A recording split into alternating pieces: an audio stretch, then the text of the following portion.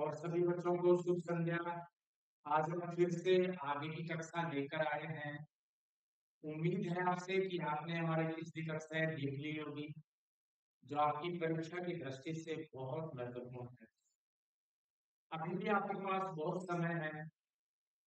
जो विद्यार्थी नहीं जुड़े हैं, वे हमारी कक्षाओं को नियमित देखते रहें, जुड़े रहें।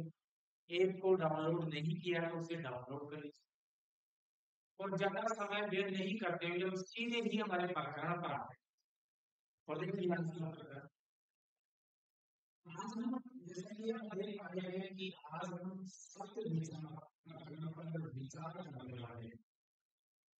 वास्तव में शब्द विचार एक बहुत बड़ा प्रकरण है कि उसमें शब्द की परिभाषा से लेकर के आपके वाक्य संरचना तक पूरा खेल शब्द का ही है और बहुत बड़ा हो जाता है।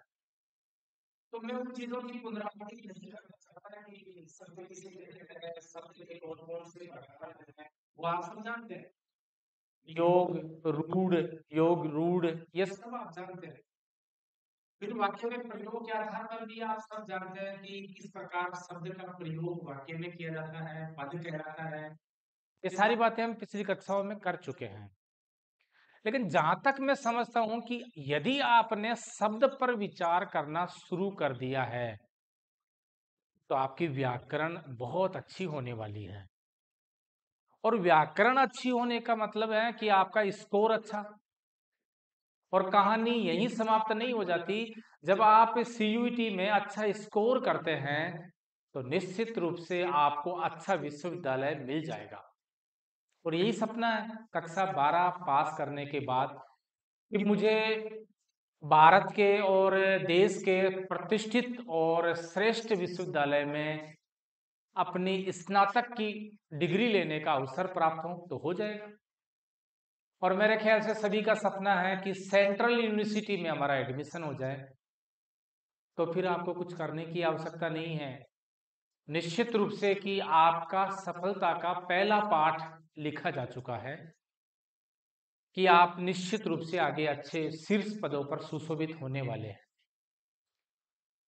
आज हम शब्द विचार पर, जो आप शब्द से डर रहे हैं और थोड़ा सा झिझकते हैं कि क्या है शब्द विचार और किस प्रकार से चलते हैं, यही देखिए आप।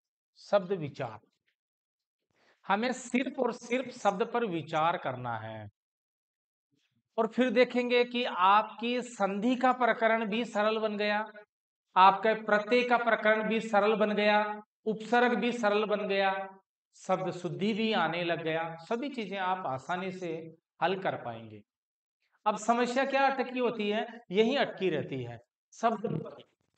हम शब्द को ही ठीक ढंग से जान नहीं पाते हैं और हम सीधे ही प्रकरण पर आ जाते हैं, उसे रटने की कोशिश करते हैं और उसे बार बार पढ़ करके, मतलब बस किसी भी प्रकार से कि हम इस पर अधिकार कर लें, जो संभव नहीं है हमारी दृष्टि से।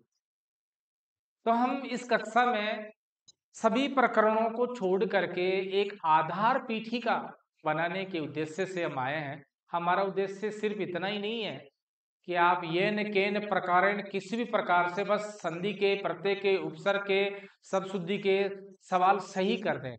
नहीं, एक समझ भी आप में होनी चाहिए। कई बार क्या होता है कि समझ के आधार पर ही सवाल परीक्षा में पूछ लिया जाता है। अगर आपका आधार मजबूत है और उस शब्द के बारे में अच्छा ज्ञान रखते हैं तो फिर आपको किसी भी प्रकार से घुमाया नहीं जा सकता। कठिन से कठिन स्तर चाहे आपको दे दे, आप उसे अवश्य हल कर पाएंगे।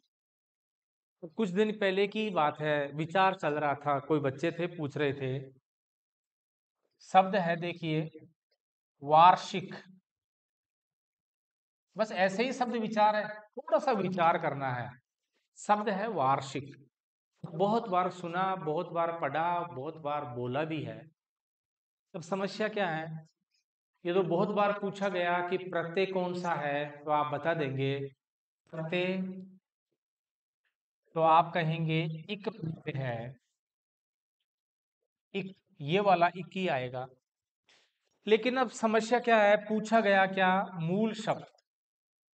इसी को कहते हैं कि आप जड़ से जुड़े हुए हैं और अच्छे से पढ़े हैं तो फिर आपको कुछ भी पूछे आप सही ही करने वाले हैं, गलत नहीं करेंगे। क्या पूछा है इसमें? मूल शब्द। अब जब आपको पता है इसमें पहले से ही कि इक प्रत्यय लगा हुआ है, तो आप क्या गलती करते हैं? इक को हटा करके सोचते हैं कि जो शेष रह गया वो मूल शब्द है। नहीं, प्रत्यय के विकार से भी परिवर्तन हुआ है, वो परिवर्तन आपको नहीं बताना है।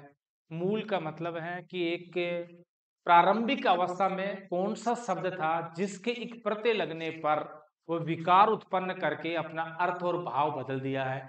तो देखो, वार्षिक का मूल शब्द है वर्ष, केवल वर्ष, जो आपको इसमें देखने पर दिखाई नहीं देगा। आप इक्को हटाकर क्या कर देंगे? वार्ष।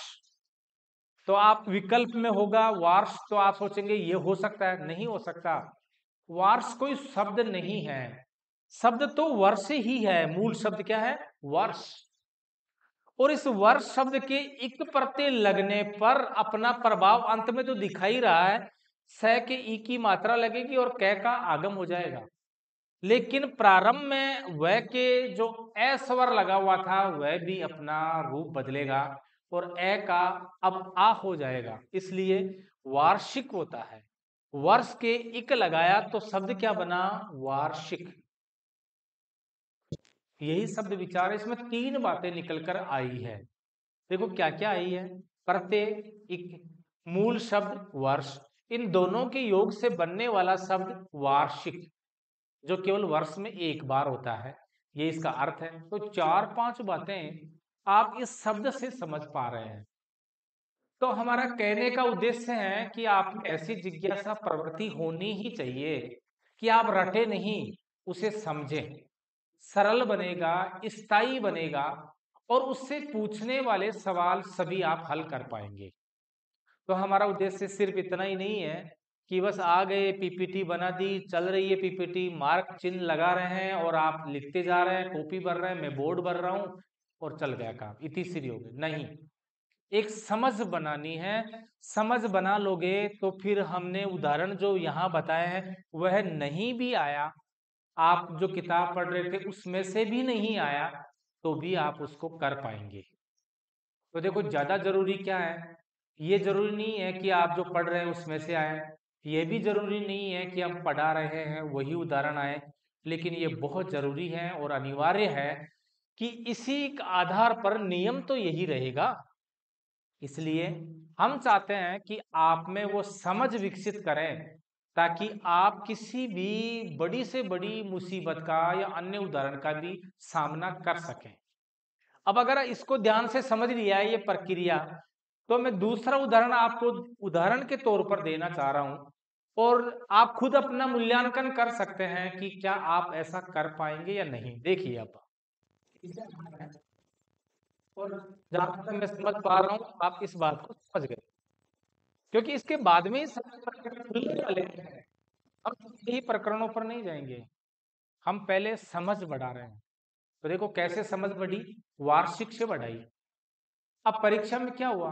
वार्षिक तो नहीं आया, लेकिन इसका मतलब ये नहीं है कि इस वार्षिक को हमने पढ़ा समझा तो हमारे काम नहीं आया। निश्चित रूप से काम आएगा, क्योंकि ये नियम तो वही रहेगा, बाकी चीजें बदल जाएगी। देखो क्या आया परीक्षा में? मासिक। कितना सरल। अब आप ये तो नहीं कहेंगे कि मैंने पढ़ा नहीं। नहीं, पढ़ लिया है आपने। थोड़ी देर पहले ही मैंने जो बताया है उसी से इसका संबंध है। अब आपसे पूछे इसमें प्रत्यय बताइए, तो आप क्या बताएंगे? बोलो। इक। ये तो प्रत्यय है। अब आपसे पूछे मूल शब्द कौन सा है, तो इसमें हो जाएगा क्या? मास। अब इसमें मस नहीं कर सकते आप। क्यों नहीं कर सकते? क्योंकि पहले से ही आ है, तो फिर परिवर्तन नहीं है। ये परिवर्तन कब था? जब ए था तब आ था। अब पहले से ही आ है, अब आप ये नहीं कहेंगे कि इसको कम कर दें, नहीं। तो इसी बात को समझना है। अब इतना सा समझ करके कि आप ये नहीं सोचे कि सर ने कहा था इक है तो वो है आ हो जाता है। अब देखेंगे तो आ तो पहले से ही है, अब क्या करें? तो क्या ई कर दें क्या? नहीं, नहीं करना। और वैसे भी देख लीजिए, मास यानी महीना, और इक लगाने पर शब्द बन गया क्या? मासिक। तो कहने का मतलब है कि इस प्रकार से आपको उलझाने का प्रयास भी किया जाएगा। सामान्यतः परीक्षा में वही सवाल पूछे जाते हैं जो द्वंद्वात्मक है, जो ऐसी स्थिति वाले हैं कि आसान नहीं है, सरल नहीं है, सीधा उत्तर उनका नहीं है, थोड़ा सा वक्र होता है। तो इसमें आप घबराएं नहीं और समझ करके उत्तर देने का प्रयास करें। इसी प्रकार देखिए शब्द है सामाजिक, जो आपने बहुत पढ़ा है। एक बच्चे ने तो मेरे से यही पूछा था कि सर, समाज के इक प्रत्यय लगने पर सामाजिक बन जाता है, लेकिन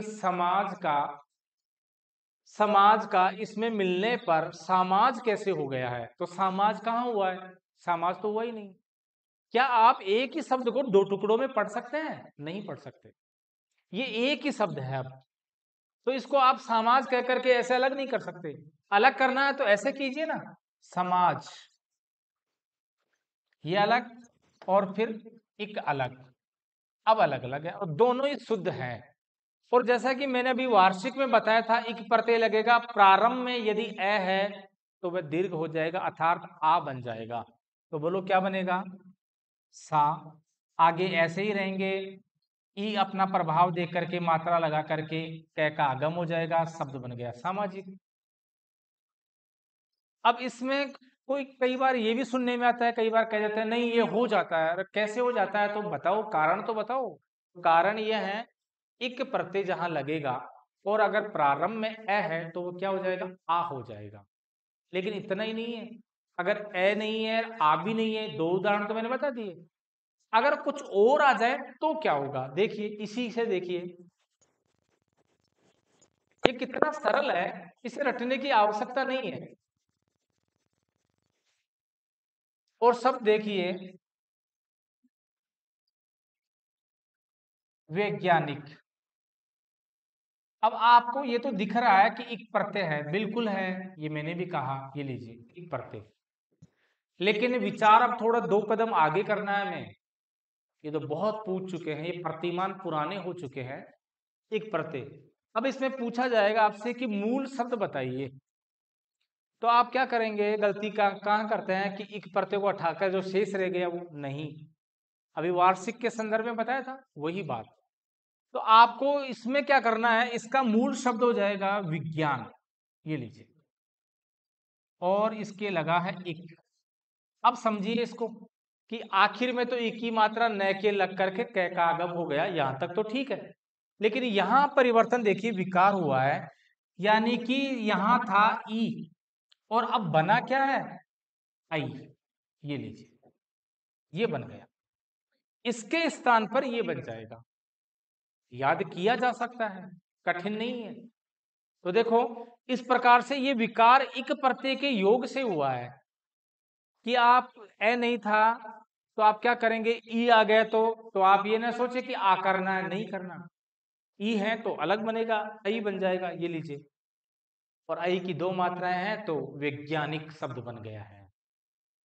कितना सरल है। अब इसके भी बहुत सारे उदाहरण हैं इसी प्रकृति पर, अनेक शब्द हैं जो इस प्रकार से। अब इसी का एक शब्द देखिए कैसे है, जो लगता ऐसे है कि इससे समानता नहीं रखता लेकिन रखता है। कौन सा शब्द? देखिए, ऐतिहासिक। एक बार तो परीक्षा में यही पूछा कौन सा शब्द शुद्ध है।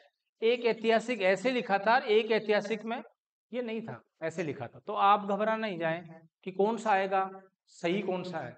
अपने आप ये बता रहा है ना कैसे सही है और क्यों ये सही है। देखिए, मूल शब्द, पहले मूल शब्द लिख रहा हूं इतिहास, और इसमें प्रत्यय लगा है इक।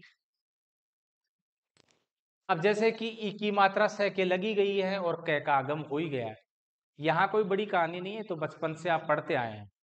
लेकिन यहाँ देखिए, यहाँ है ई, और इससे पहले वाले उदाहरण में विज्ञान से वैज्ञानिक बना था, वो इसी से मेल खा रहा है। देखिए, ये वही तो है, खुद आ गया है। यहाँ खुद स्वर आ गया है तो यहाँ भी खुद स्वर ही आएगा। पहले व्यंजन के स्वर लगा हुआ था, अब खुद स्वर ही आ गया है। तो हमने क्या देखा था, मैंने क्या बताया था, देखो यहीं पर बताया था, एक का आई हो जाता है, आई। तो बताओ ऐतिहासिक में आई आएगा कि नहीं आएगा? ऐतिहासिक ऐसे बनेगा, इसलिए खुद ही आ गया है। अरे स्वर खुद नहीं आए और व्यंजन के साथ आ जाए तो उसकी मात्रा लग जाएगी। अब यहाँ मात्रा लगने के लिए व्यंजन था नहीं तो खुद अपने आप उपस्थित हो गए हैं।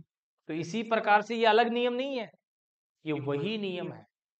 बस वहां किसी व्यंजन के लगा हुआ था और यहाँ स्वतंत्र रूप से स्वर आ गया है, बस इतना ही अंतर है। तो इसमें घबराने की कोई बात ऐसी है नहीं। अब बताइए एक कहाँ समस्या है? शब्द विचार की हम बात कर रहे थे, तो हमने अब तक देखा इक प्रत्यय, और ये महत्वपूर्ण में से है। अब वो भी समय बीत चुका है कि ता प्रत्यय के योग से शब्द बनाओ, ए प्रत्यय के बनाओ। ये तो सरल है, कुछ नहीं करना, बस जोड़ना है, पीछे रख दो, मिला दो आपस में, बन गया प्रत्यय का योग। विकार उत्पन्न होने वाले परीक्षा में पूछे जाते हैं, और उसमें गलतियां विद्यार्थी ये करते हैं क्योंकि बचपन में यही सीखा है कि आखिर में जोड़ दो, जोड़ेगा तो सही क्योंकि प्रत्यय है, और वे शब्दांश जो किसी शब्द के अंत में जुड़ते हैं। लेकिन कुछ प्रत्यय में क्या होता है कि विकार उत्पन्न होता है, परिवर्तन होता है, और कहाँ होता है? प्रारंभ के वर्ण में होता है। तो इसलिए इक प्रत्यय को महत्वपूर्ण मान लें आप, कि इक प्रत्यय महत्वपूर्ण है। इससे पहले ही बताया था कि एक प्रत्यय और है जो महत्वपूर्ण है, और वह है यह प्रत्यय। जी हाँ, ये भी एक शब्दांश है, यहाँ ये वर्ण नहीं है, और ये एक प्रत्यय है। कई बार कई शब्द दे देते हैं प्रत्ययुक्त और पूछते हैं कौन से प्रत्यय का प्रयोग हुआ है, तो ये का हुआ है। जैसे सौंदर्य, आपसे पूछे कौन सा प्रत्यय, तो बिल्कुल ये प्रत्यय है, दिख भी रहा है इसमें, तो ये प्रत्यय है। समस्या यहाँ है ही नहीं, समस्या वही है जहां मैंने बताया था मूल शब्द। अब आप क्या करेंगे, ये को हटाओगे तो मूल शब्द क्या आ गया बताओ? जो कोई अर्थ ही नहीं दे रहा है, वह नहीं है। इसका मूल शब्द है सुंदर, और प्रत्यय लग गया यह। देखो कितना कठिन था, ये शब्द अलग दिख रहा है और यहां देखिए अलग ही बन गया है, दोनों ही अलग आ गए हैं। तो इन चीजों को समझना है। सुंदर शब्द के ये प्रत्यय लगा देंगे तो बन जाएगा शब्द सौंदर्य। अब इसमें दो बातें पूछी जा सकती है, सौंदर्य शब्द में प्रत्यय कौन सा है? ये सौंदर्य शब्द में मूल शब्द कौन सा है? तो सुंदर। इसलिए कहा जाता है कि सौंदर्यता शब्द गलत है और सुंदरता शब्द सही है। ये पूछा गया है परीक्षा में, निम्न में से कौन सा शब्द सही है, कौन सा गलत है। इसीलिए देखो,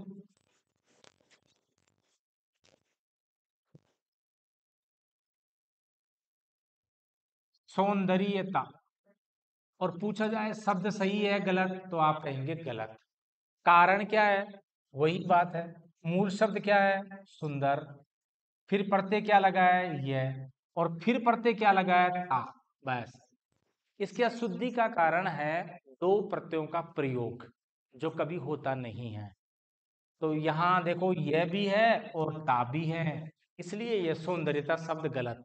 अगर ता का प्रयोग करना है तो आपको क्या करना है? मूल शब्द के ता लगा दो, तो क्या हो जाएगा? सुंदरता। ये सही है। ता प्रत्यय का योग करना है तो, और ये प्रत्यय का करना है तो सौंदर्य शब्द। ऐसे कहने का मतलब है हमें शब्दों पर विचार करना है, और शब्द का विचार ही आपको पारंगत बना देगा। हिंदी भाषा सीखनी है, व्याकरण सीखनी है, तो हमें क्या करना चाहिए? हमें इन शब्दों की संक्रियाओं को और इनकी विशेषताओं को आदमी को जानना जरूरी है। तो हमारी पिछली 4-5 क्लासें इसी आधार पर बनाई गई थी कि आप एक समझ बना सके, बढ़ा सकें, और फिर उस प्रकरण को आप लीजिए तो वो प्रकरण अपने आप ही सरल बन जाएगा। नहीं तो देखो, पढ़ते समय तो याद हो जाता है, लेकिन परीक्षा के समय हम भूल जाते हैं।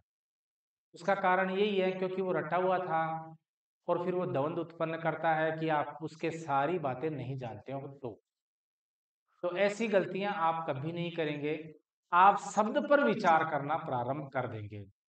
जब भी आपको कोई नया शब्द पढ़ने में आए, सुनने में आए, तो आप उस पर थोड़ा मनन और विचार करना प्रारंभ कर दीजिए।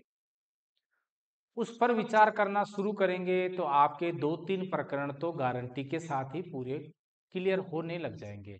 शब्द शुद्धि वाला है, प्रत्यय का है, उपसर्ग का है, संधि का है, ऐसे कई प्रकरण, शब्द का अर्थ है, तो कई चीजें आप अपने आप ही सही करने लग जाएंगे। अब देखिए कैसे। एक शब्द है पद्यांश। पहली बात तो शुद्ध ऐसे लिखेंगे पद्यांश। ये ध धनुष भी नहीं है और घ घड़ी भी नहीं है। ये संयुक्ताक्षर है जो द और य से योग से बना है। द हलंत है और ये पूरा है और आ की मात्रा लगी हुई है। तो देखो दो शब्द कहाँ से कैसे बने हैं। तो बने हैं पद्य और धन अंश। इससे हमने क्या सीखा, इसमें हमने संधि सीख ली, क्योंकि ए और ए मिलकर के आ बना रहे हैं। और देख लीजिए बना भी रहे हैं। इससे हमने क्या सीखा, और हमने ये सीख लिया कि इसका अर्थ क्या है पद्यांश का।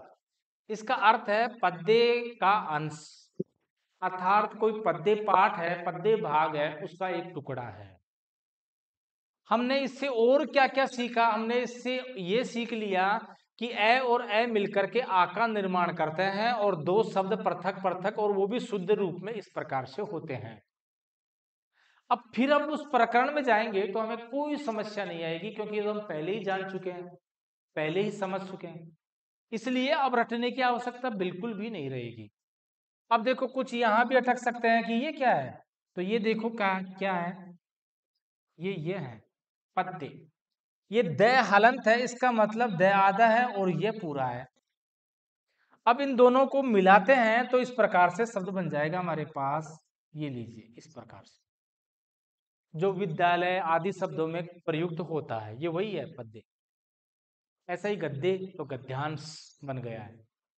इसी प्रकार से शब्द बनते हैं और बना करके हम भाषा को अधिक प्रौढ़ बना देते हैं, आकर्षित करने वाली भाषा बना देते हैं और कई चीजें सीख जाते हैं। जब लिखने वाली कोई परीक्षा होती है कि आपको कहा जाता है कि निबंध लिखिए या एक पत्र लिखिए या एक कोई लेख लिखिए, और आप इस प्रकार की भाषा का प्रयोग कर रहे हैं कि आपके शब्द जो है वियोगावस्था में है, यानी अलग अलग हैं, तो भाषा में प्रौढ़ता नहीं आएगी, आकर्षण नहीं आएगा। तो आप क्या करेंगे कि उनमें जहां जुड़ रहे हैं तो उनको जोड़ देना चाहिए, और जोड़ने पर वो शब्द अधिक आकर्षित करने वाला और नवीन शब्द बन जाता है। भाषा में नवीनता आ जाती है और प्रौढ़ता आ जाती है, और यही श्रेष्ठ भाषा है। ये हम कहाँ से सीखेंगे, ये हम इसी शब्द विचार से सीखते हैं।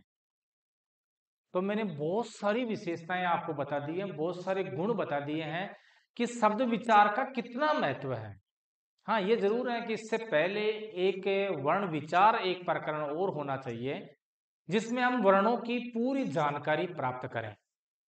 कई बार होता है कि हम जान ही नहीं पाते कौन से वर्ण में कौन कौन से व्यंजन मिले हुए हैं, कौन से स्वर मिले हुए हैं, और वो किस प्रकार का उच्चारण स्थान रखता है और किस प्रकार से उनमें अंतर होता है। कई शब्द हैं कि हम कोई भी रख दो किसी प्रकार से हम लिख देते हैं, नहीं, कैसे लिख दें ऐसे ही, उनका निश्चित एक क्रम है, निश्चित एक स्थान है, निश्चित एक उच्चारण स्थान है उनका। तो ये सब विचार करके हम जब आगे प्रकरण में जाते हैं तो हम पाते हैं कि हमारे प्रकरण पूरे एकदम सरल बन जाते हैं और ऐसे ही याद हो जाते हैं कि दोबारा से हमें बार बार पढ़ने की आवश्यकता ही नहीं है। बस फिर तो अभ्यास जो रोज होता ही रहता है। हम समाचार पत्र पढ़ते हैं तो नवीन शब्द मिलते हैं, किताब पढ़ते हैं, चाहे आप किसी भी भाषा में कुछ लिख रहे हैं, चाहे से वो विज्ञान हो चाहे से भौतिक हो, कोई भी हो, तो आपको नए नए शब्द मिलते रहेंगे, और शब्द मिलते रहेंगे तो नया खजाना आपको मिलता रहेगा और आप परिपक्व होते रहेंगे अधिक। तो आज की कक्षा हम यहीं समाप्त करेंगे। आगे हम फिर नई क्लास लेकर आएंगे। आप पिछली कक्षाओं के प्रकरण विशेष को देख लें। जहां भी आपको कोई समस्या आ रही है, हमें लिखकर बताएं, फोन करके बताएं। हम उसको और सरलतम बनाने का प्रयास करेंगे।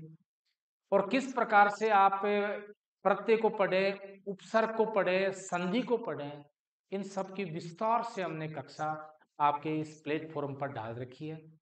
तो आप हमसे जुड़े रहिए, देखते रहिए। आपकी कोई भी समस्या होगी, समाधान हम करेंगे। आइए हमारे पास।